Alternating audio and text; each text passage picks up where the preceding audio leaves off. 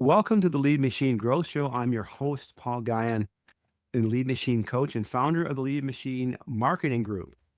Today's episode is for the business owner who's done the work, built the funnel, hired the team, chased the dream, but still feels like something's off. Here's the hard truth, and our guest is going to tell us all about it. No strategy can outwork your identity that doesn't believe in you. Do you belong? Well, we're going to find out. Our guest, Cindy Koehler, is a transformation strategist who helps high performers shed the outdated identities, keeping them stuck at the edge of their next breakthrough. So she's not here to sell you on positive thinking or morning mantras and a bit of that woo stuff. She's here to unpack how identity, belief, and subconscious alignment drive or derail your ability to grow, lead, and actually enjoy the life you're building. So if you've ever hit your goals and still felt stuck, this episode is your invitation to realign with scale and purpose. So let's get going. Cindy Koehler is a transformation strategist. As I said, she's a former academic and now the force behind the Mind Garage, which I love the name of that. She uses neuroscience-backed manifestation and mindset work to help clients unlock growth that sticks personally, professionally, and financially. Her upcoming book, Manifest You, unpacks the exact identity shifts that turn ambition into sustainable success. And so if you're hitting the big goals but feeling stuck, Cindy brings the tools and the truth to the breakthrough. So that's some pretty awesome stuff that you're doing there, Cindy. Welcome to the show. Thank you, Paul. It's lovely to be on the Lead Machine Growth Show. For over 15 years, I've delivered about 10,000 hours of mindset coaching to elite professional business owners and entrepreneurs to save them time, money, and unnecessary stress so that they can create spectacular businesses and lives. And so it's so lovely to have the opportunity to work with your audience to see how we can add some value and unpack something that is not often spoken about, but a really necessary piece within the business world. Yeah, is it not spoken about because of maybe we're afraid to look at ourselves, or is there some other underlying reason that you found? Said Paul, I think personal growth, and we certainly have this belief that business and life and personal growth are separate things. But I think it's Tony Robbins that actually spoke about the fact that one of the greatest things that is a handbrake on any business is the mindset of the business owner or the key leader with any corporate or large business structure. And so what that sort of piece aligns with is the personal growth that's necessary in order to reflect on that, to unpack that and have a look at that. The other thing that I know about having been in personal growth and meditated since I was 21, so nearly 40 years in that space, is that personal growth is not comfortable. It is not a place go, oh my God, I love personal growth. Really, let me put myself in some really uncomfortable situations. Let me really go through some hard stuff. I'd love a piece of that. And I think that's the case. It's uncomfortable. So It is. that would be one of the things, to have a look at yourself and go, you know what, maybe I don't like that so much about myself, or maybe I really need to have a look at it. A bit like, I think, we all know what we need to do in order to either lose weight or get fitter. We all know we need to eat the healthy stuff, and we all know we need to lift the weights and run. But there's a discomfort that goes with doing those things. You have to go into a different space. That would be the key thing that I pick out after this many years. Yeah, and life is messy, and it's meant to be messy. And you mentioned the hard stuff that people are doing. Entrepreneurs or successful men and women, they are the ones who do the things that no one else wants to do, and it's uncomfortable. So how important do you think it is for a leader, especially as they're growing past that, some of those benchmarks that we all want to get to?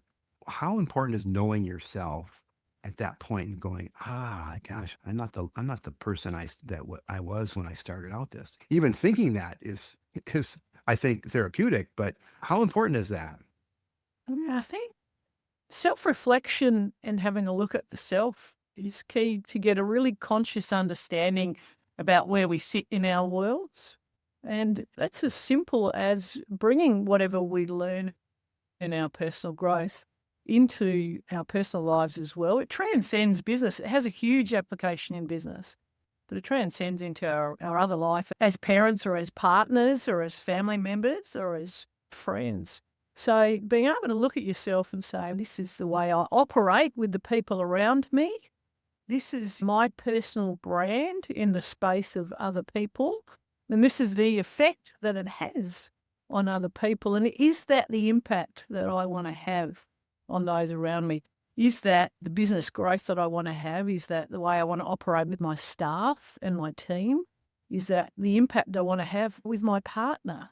So self-reflective thinking, as well as getting some feedback, because when we're in our worlds and when we're inside our own heads, it's a very much a blinkered perspective of the world, and we can't see the trees for the forest. And when we get some objectivity in that, someone sits like a helicopter over us and says, "Hey, did you realise that when you say this, or if you did this, then you would, if you did that simple thing," and often when someone points it out for us, we go, "Oh my God, I never realised that I sounded like that, I said that, or I had that impact on people." And when we get that chance to stand outside of ourselves in a cognitive way, that we go, "Oh wow, I never realised that." So I think it's a very powerful tool and really underused by a lot of different professions. Yeah, my father used to always say, I think you need to do a self-examination of your conscience. And I would go, what does that mean? And he's totally right. It Like, was pain for a young uh, kid. for a young kid, no, that didn't mean anything. But anyway, I love this show. I love the guests that I have on, like you, because of what you just said. We have that new perspective. Oh, now you don't know how I interact with everyone else, but you make me think about, oh gosh. And I get a new perspective every week because or several times a week. And this week I'm interviewing several awesome guests. So it's really a pleasure. So the name of the show is the Lead Machine Growth Show. So we can't not talk about funnels. And so a lot of business owners throw money at lead generation, but still hit growth ceilings. Is it possible the problem isn't their marketing strategy, but what's going on between their ears? Absolutely. I believe that in terms of what you're talking about, and any great business has great systems and great process. After 25 years in business myself, having created and sold 4 different award-winning businesses, it is really critical that we get our processes and systems in place, that our marketing and our sales strategies are at the very best that they can be, so that we can create great lead generation, but also have everything in place so that we capture the target markets that we're looking for. So that's critical. There is a really key piece with the business owner and us as leaders, that we have a look at how we look at ourselves and the identity by which we operate. And that's the piece that goes on in between our ears on a moment-by-moment basis. There's a piece that happens to us called the default mode network. And what that is a fact that a couple of research scientists came up with in the morning. So what that is a mid-region of the brain, and there's not just one part of the brain that operates this, but a number of different parts. And what happens when we're in a kind of relaxed state, we're not really a single task focus. When we first wake up in the morning, in that kind of 5 to 30 seconds, is that our mind will go to the most common thoughts and beliefs, and that creates the most common feelings and emotional states from the previous day.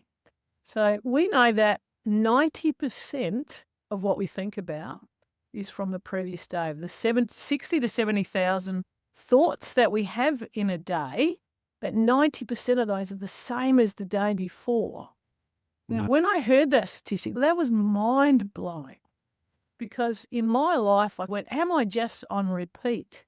Am I letting my mind replay stuff that is helpful and healthy, or is it replaying stuff that is old beliefs, old mindset? Is it actually putting me in a headspace of being as best as what I can be, to be at the top of my game, to be the healthiest, to be the most confident, to be the most informed, to be the elite professional that I'm trying to be?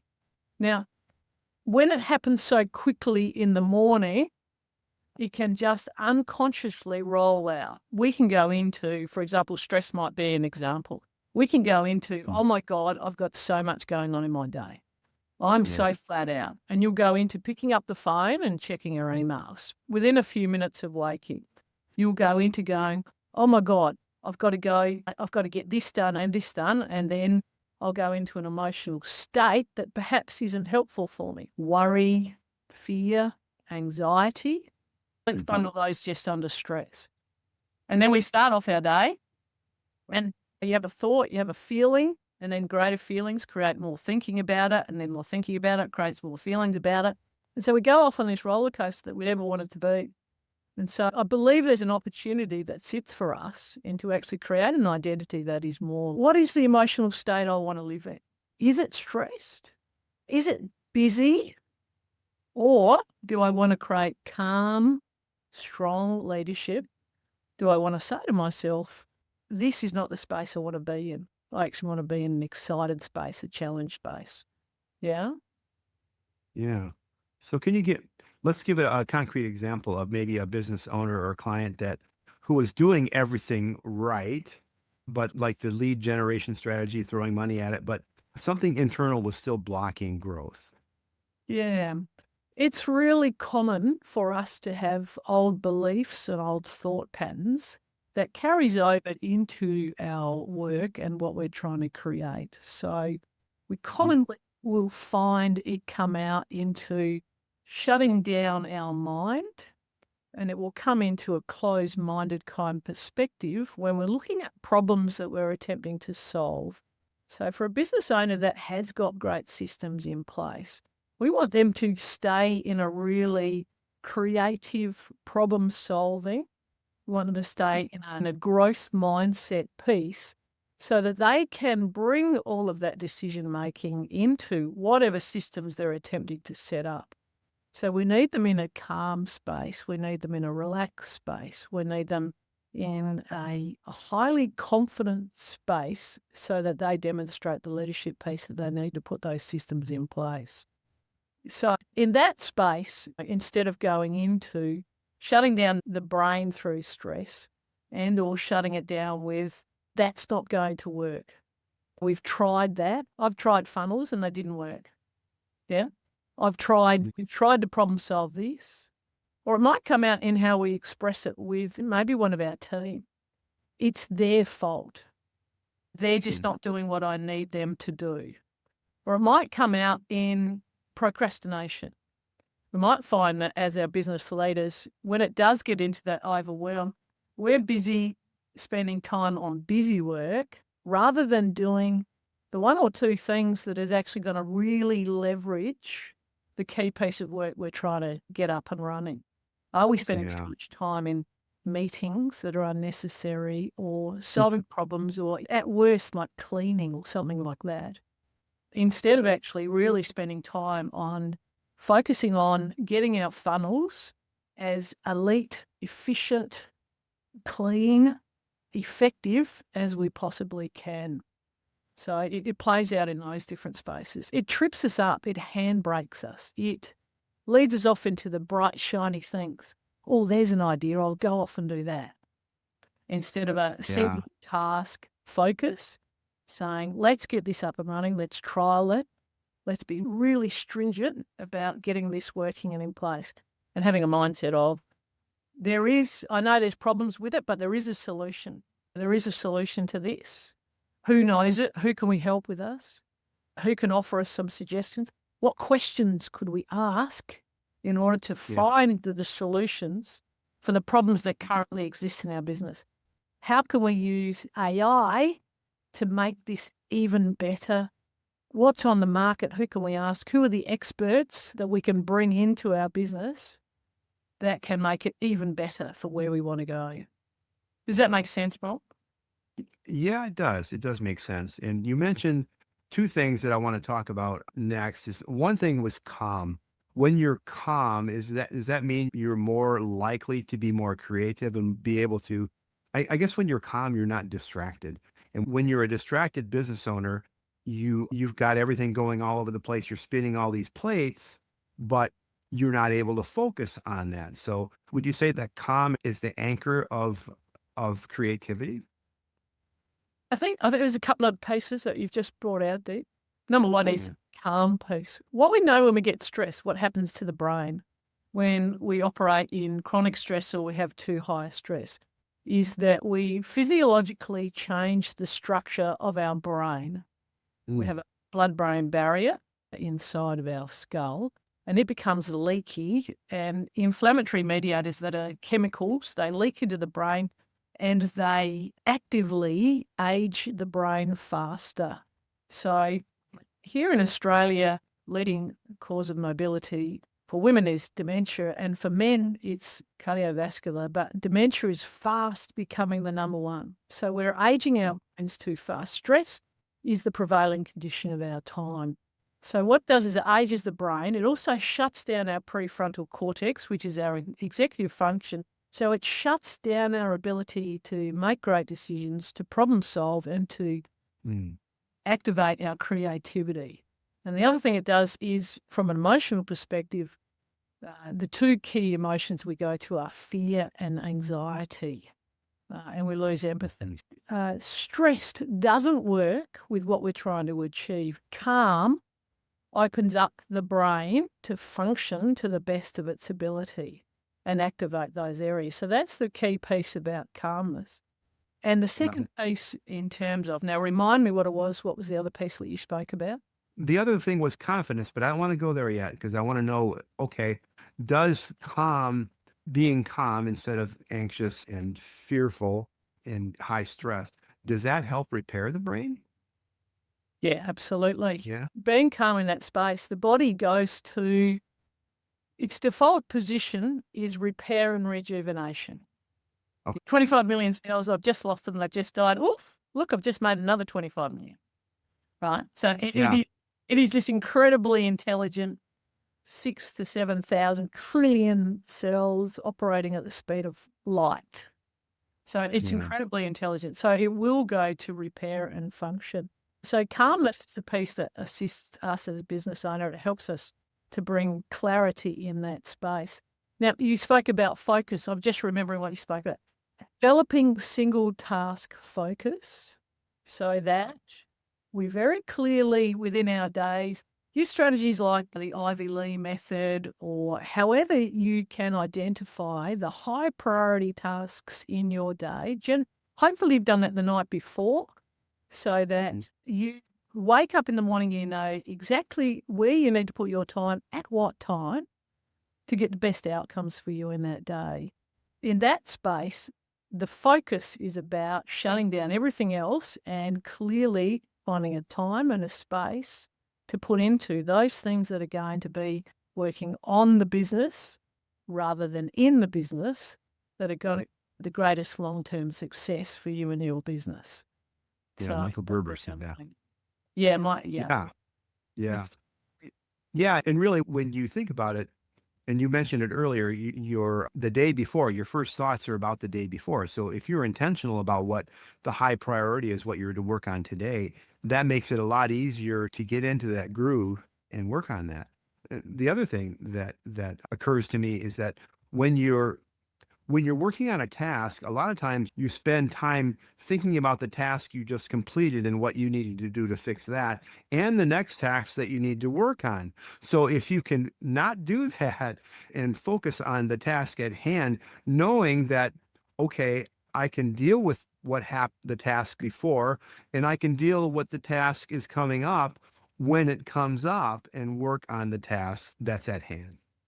Yeah, that's beautiful. I think developing a skill and ability to focus on a single task is, in my life, meditated for nearly 40 years, would be one of the greatest gifts, not only in business, my ability to sit down and really stay on the one task for whatever period of time that I give it, has enabled me to use my time really effectively, but also bring attention and consciousness. Consciousness is essentially another way of saying attention, focused attention, or Mhm.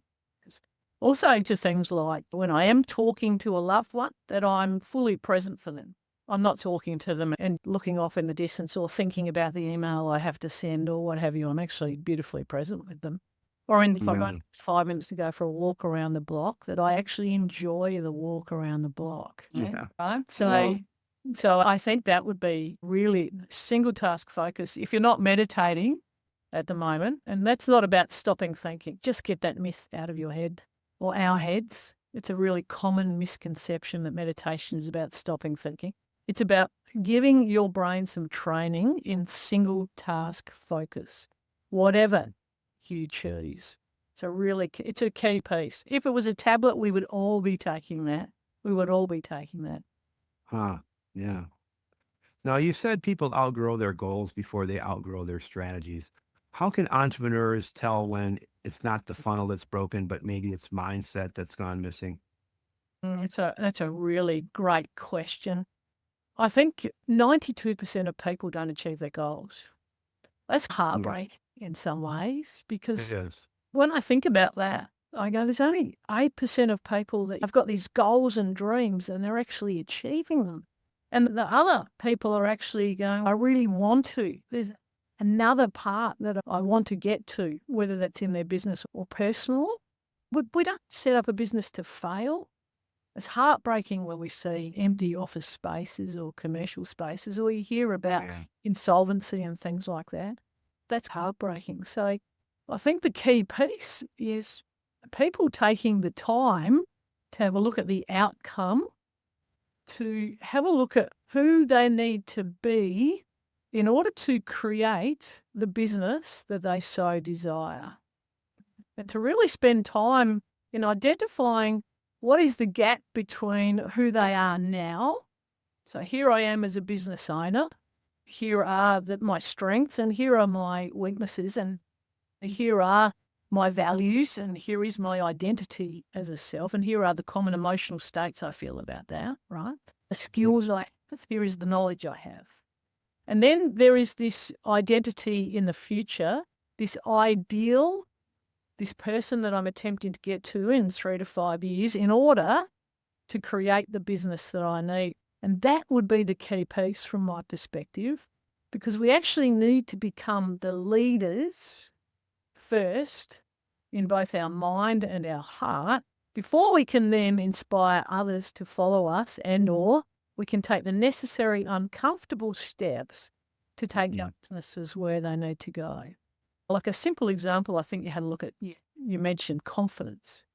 Now, that is essentially a belief in I can and it can.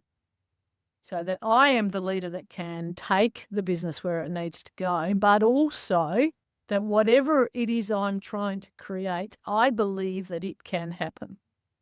If we have a look at Steve Jobs in that space, he believed he was the person without doubt. He's a massive leader or was a massive leader, but also that he believed the device that he was attempting to create, even though he didn't have absolute detail on what it might look like as a finished product, that there was this thing that could be created. We Yeah. can have a look at JFK saying, we're going to go to the moon in 10 years. We're going to put someone on it. And everyone went, oh, wow, now we've got to really put some things in place. Yeah. There is that belief that I can, but the identity, who is the leader that you need to be able to come to? What skills do they have? Do they need to be outstanding in sales? Do they need to have a level of confidence? Do they need to have higher EQ? We know EQ, emotional intelligence in leaders, is critical to run a team. We need to be AI experts. We really do. Yeah.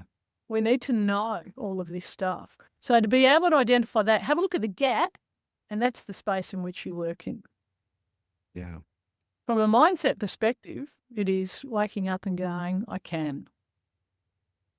From a mindset perspective, it is having a mind movie of 3 years' time that is absolutely clear about where you're going to get. And in your heart, knowing, come hell or high water, I'm going to get there.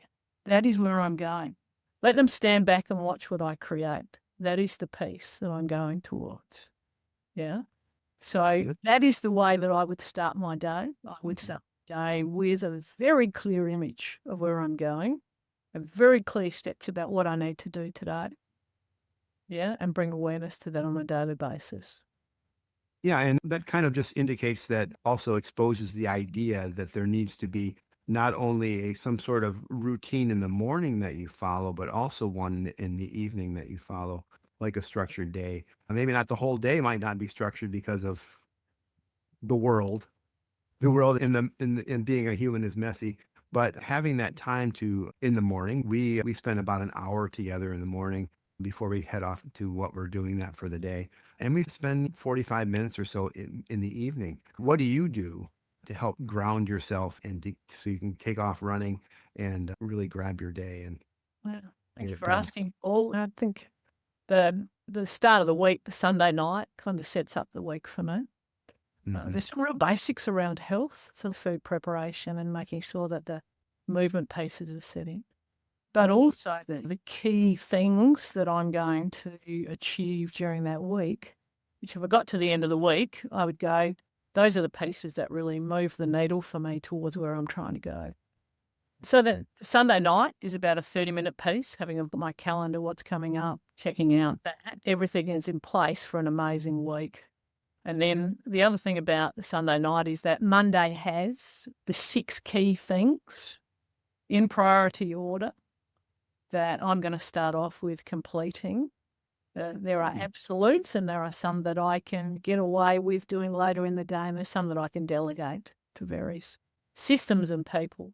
But that's very clear in that space. And so in the morning, my morning routine is pretty clear. I go straight into meditation in the morning in that space. That is my number one go-to. That's a non-negotiable. If I'm really busy and my cortisol levels are higher, I'll do a larger amount of that. I go into cold shower as well for anti-inflammation. I go into movement. I go into movement at space. I go in and I do a morning huddle very quickly, about a minute. I do that online with a group of people who are my accountability buddies. Here's my wins, here's my priorities, here's my metrics, here are the challenges, and here's my frog that I'm going to eat today. That's about a 1 minute piece. Brian Tracy. Hey? Brian Tracy. Yeah, Eat the frog. Yeah. It's eat the frog. And spend some time with people I love. Mhm. Coffee's always in there for me in the morning. And then I step straight into, for example, getting on and talking to you. So I'm presenting my best self in this space. Yeah, absolutely. So that would be my morning routine. There's some real health non-negotiables. There are the frameworks of everything I do. Okay. So Love frameworks. Yeah. When you find yourself ADD like I am, so distractible, you have to have frameworks to help with your life. And I think that ADD is a superpower versus a problem, really. I think it is. yeah, I think, having worked with a number of elite professionals and professional athletes and musicians, it's uh-huh. really common to see that trait. And the creativity is just magnificent. It's a beautiful brain space. Yeah, I'm a drummer. So drum at heart, always drumming, always tapping, always thinking, always have music in my head. Yeah, it's great. I'm a drummer in my next life. I'm a drum. Oh, are you? Yeah. Good for I you. haven't got there with the physical skills yet, but in my mind, I'm drumming.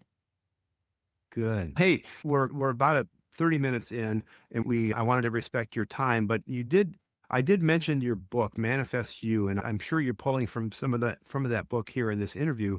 Can tell us about that and how people might reach out to you, and also what people can do to put some of these ideas into action. Yeah, thank you. Manifest You is the piece. It's still in writing at the moment. We're going through the edit process, and it's Mhm. kind of like the culmination of. I've had so many great teachers in my life, and I've had the opportunity to travel and spend time with them and go through many programs. So that's the culmination of that. And Manifest You is having a look at the old you and having a look at what that new you is and how you can Mhm. put yourself into that space. In terms of takeaways for your audience, there's some really powerful things you can do if you can give yourself some time to do some self-reflection and ask yourself some questions about who you are now. And one of the key questions is, or one of the key tips would be, ask yourself, what is the most common emotional state that you go to now? Is it worry? Is it frustration? What is the emotion? Is it anxiety? What is that emotional state? Is it anger? What is that emotional state? And then the second question is, what are the thoughts and beliefs that put me into that space? And the third question would be, is that helpful and is that going to get me where I want to go? All right. And that would be the piece about leaving that past. Do I want to take that with me or do I want to let that go? And then the other period of time, or the self-reflection piece, which is the manifest you. There's the old you. Now let's have a look at the new you. What is the emotional state that you want to live in? Excitement, challenge, confident, calm. And then what is the thinking that is going to take you there? And what are the habits and behaviours that you need to bring in order to be able to embed that into your life?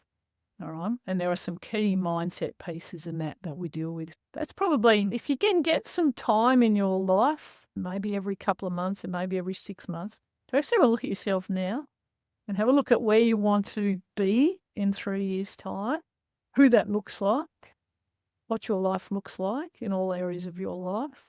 And then have a look at maybe there's some strategies you can bring in to close that gap or leave that person where they are and then move into that new space. My father would have loved this conversation. He's the one who told me to have that self-reflection. It's been enjoyable to have you. It's been just a delight to meet you. And I love the way you talk and the way you unpack things. I can't wait to see your book come out. And also, you've got this company called Mind Garage, and people can reach out to you at www.mindgarage.com.au. And also, you're offering a special gift for our listeners. Can you tell us about that real quick?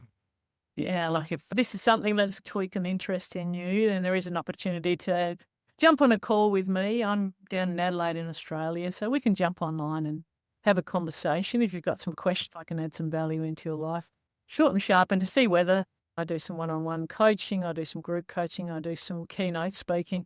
If this is something that, you're interested in exploring, then we can just jump on and have a chat and I can add some value where you say. All right. Sounds good. So reach out to Cindy. And remember, faith and action go hand in hand. So keep the pedal to the metal. Until next time on the Lead Machine Growth Show, I'm Paul Guyan and Cindy Koehler. It's been a pleasure. Thank you so much for coming today. Thank you so much, Paul. Thank you for tuning in to the Lead Machine Growth Show with Paul Guyan, where we show you how to tackle your tech, master your message, and design your dream so that you can transform your vision into reality. Remember to visit our website at www.leadmachinegrowthshow.com and enjoy even more great episodes like this one. Again, while you're here, subscribe to us via your favorite network. We look forward to seeing you next time on the Lead Machine Growth Show.